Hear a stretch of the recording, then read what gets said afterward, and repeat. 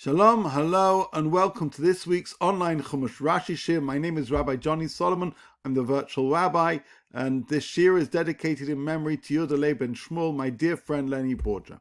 Let us begin. This Shabbat we read Parshat Ki Tissa, and where we're told about the mitzvah of the Machatzit HaShekel.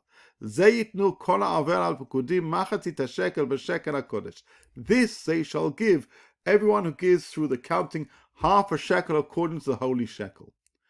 Says Rashi, quoting the Medrash, Zeyitnu hir'a lo kamin matbeh shel esh.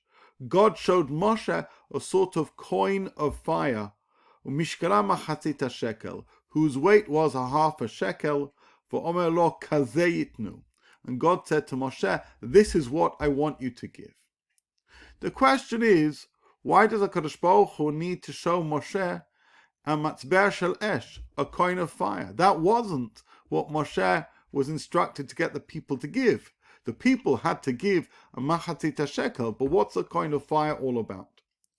Well, here is a beautiful explanation by Rav Moshe Sternbuch in his Tam Vadat, and he says the following: Rashi her'a lo kamin matbeh shel esh, v'hainu shnitgasha Moshe b'mi'ut hanetina. According to Rabbi Sternbuch, Moshe was confused about the smallness of the contribution. A machatzit shekel is a small amount of money. What is the meaning of asking the people to give such a small contribution? And why only a half? God showed Moshe a coin of fire. That is a fire of a coin.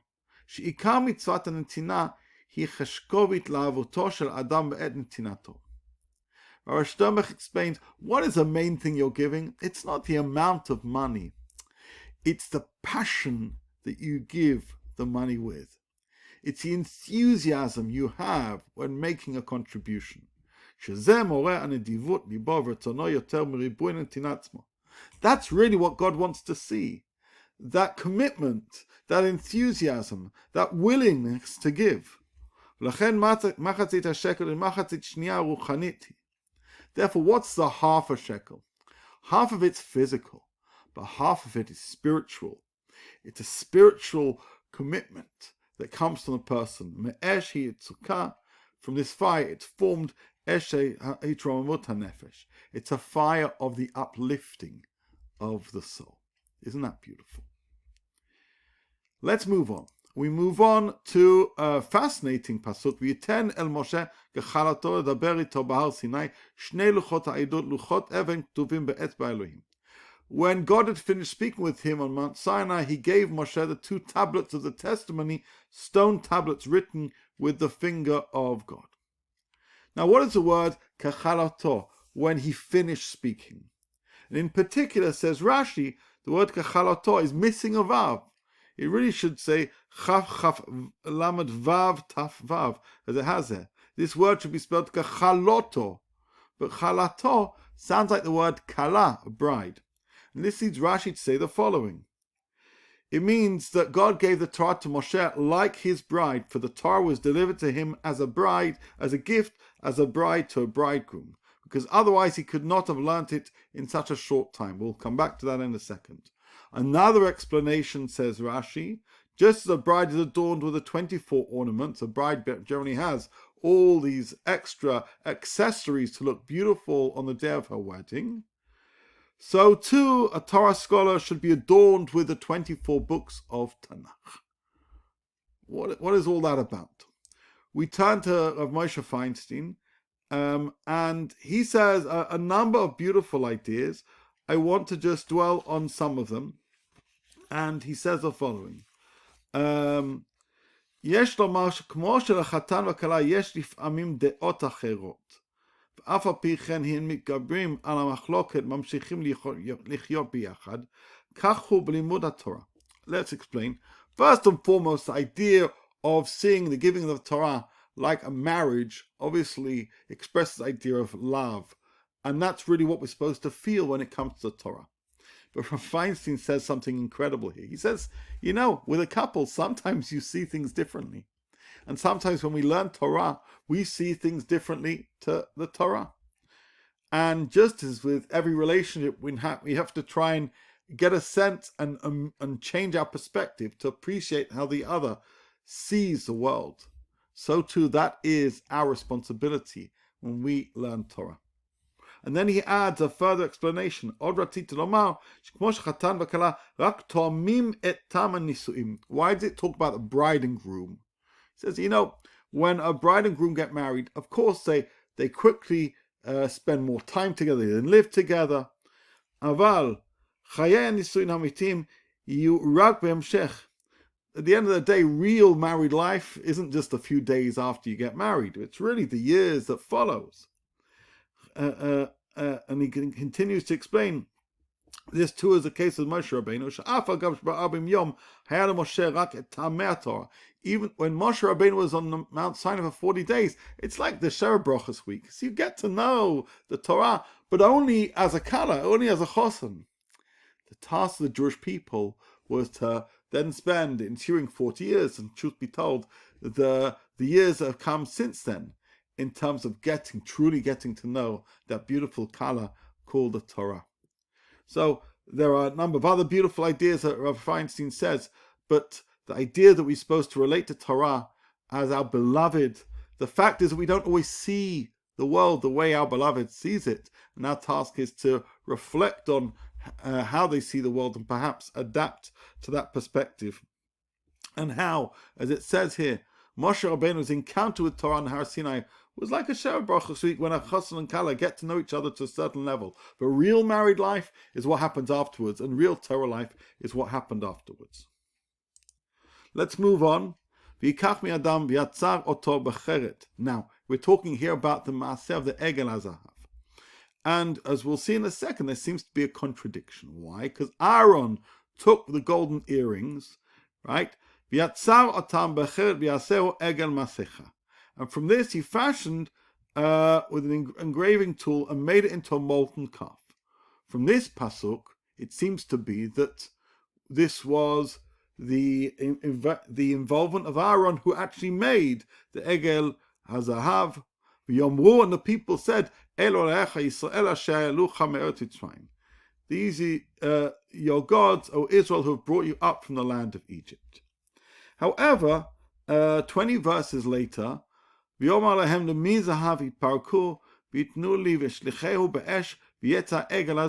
said to them when recounting the story to Moshe, who has gold? So he took the gold off and gave it to me. I threw it into the fire and it came out this calf.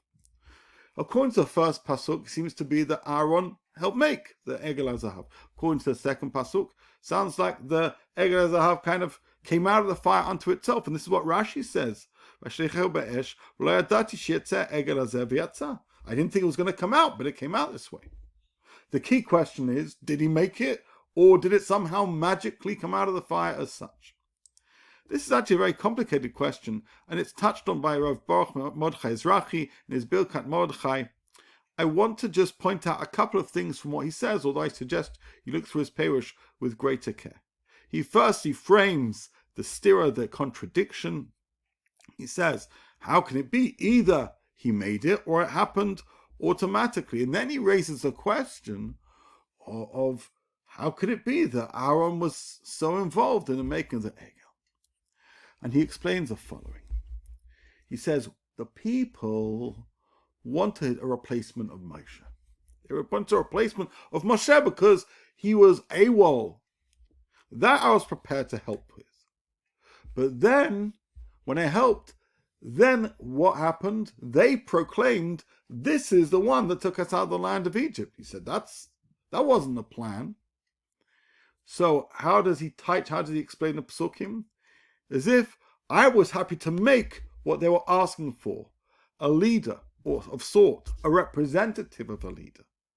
But what came out was that they saw this Egel as being much more of a deity, as if this had the power to take them out of the land of Egypt. That's how it explains the difference between the two Psukim. Yes, Aaron was happy to make, but in fact, based on the response of people, there was a certain outcome that certainly wasn't predicted by Aaron. Let's move on. And we're told after the Maaseh Egel, V'yamod Moshe b'shar machaneh, v'yomer mi Hashem elai. He makes this famous proclamation, right? Whoever is for the Lord, let him come to me. V'yasfu elav kol b'nei Levi. And all of b'nei Levi gather around. Mi Hashem elai, says Rashi, Yavo elai, let him come to me. On this point, let's have a look at the Chidushei Harim. And the Chidushei Harim raises an important fact. He says, "Be'emet hayu od yudim shelo avdu le'egel." How many people actually served the egel? Okay, was it the rest of people other than Shevet Levi? No, we know from those who were punished that only 3,000 were heavily involved in the Maaseh Egel. So what's with the rest? Meaning, if Shevet Levi are awarded because they're not involved, and only 3,000 are punished because they are involved, what's the story with the rest? And says the Chidushei Harim, "Be'emet hayu od yudim shelo avdu le'egel, v'haya shelo nenshu rak 3,000 ish.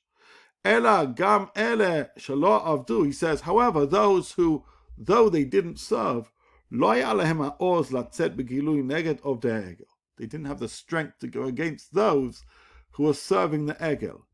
There were those who didn't want to get involved. Others who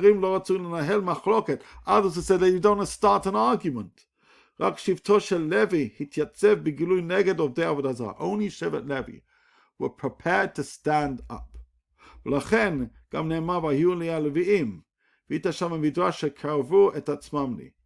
As if to say, what happened? You had those who served, you had those who basically stood and did little. And then you had Shevet Levi, who said, this is not okay. This isn't going to happen on our watch. And with this in mind, I want to briefly share a very powerful story. When Rav Shimon Schwab was a young student learning in the Mir Yeshiva, he traveled to Radin to visit and receive a blessing from the Chafetz Chaim. The Chafetz Chaim sat with the young man for some time, and then without warning, he turned to Rav Schwab and asked him, "Tell me, why are you not a Kohen?" Just think about that question. The Chafetz Chaim is asking you, "Why are you not a Kohen?" Rav Schwab hesitated and then responded, I don't understand." The Chafetz Chaim asked him once again, "Why are you not a Kohen?" Astounded by the question, in a state of confusion, Rav Schwab finally answered back, "Well, because my father wasn't a Kohen." But the Chafetz Chaim pressed on, "And why was he not a Kohen?" At this point, Rav Schwab truly didn't know what the Chafetz Chaim wanted. And so he answered, "I guess because his father wasn't a Kohen." The Chafetz Chaim took Rav Schwab's hand gently and explained, "No, you know why I'm a Kohen and you are not? It's called when Moshe Rabbeinu came down from the mountain and saw the Jewish people worshipping the golden calf, he called out, 'Mi Hashem Elai,' who is for God, come to me. My great-great-great-great-grandfather ran to his side, and yours didn't." When one hears the call, said the Chafetz Chaim, of Mil Hashem Elai, one must immediately run and be available. It's now a very, very powerful explanation of those words of Moshe Rabbeinu and how really the rest of the Jewish people should have done more. Let us move on to our last psukim and raise a very, very interesting question. I'm sorry, I'm moving my picture around to make sure we can see the psukim. Right towards the end of Parshat Ki Tissa, we're told the following: Moshe Rabbeinu begs HaKadosh Baruch Hu, "Show me your glory." He wants to see a certain dimension of HaKadosh Baruch Hu. "V'yomer ani a'avil kol tovi al panecha, v'karati b'shem Hashem lefanecha, v'chaneti et asher achod v'yichamti et asher arachem, v'yomer lo tuchal lir'ot et panai ki lo yir'ani adam v'chai." He said, "I'll let all my goodness pass before you, proclaim the name of the Lord before you, and I'll favor when I wish to favor, and have compassion. But you will not be able to see my face, for man shall not see my face and live." Okay. And then, basically, Moshe Rabbeinu sees in some measure or another the back of God. I want to now look at some other psukim, seemingly unrelated to the whole story, coming from the story of the sneh, the burning bush.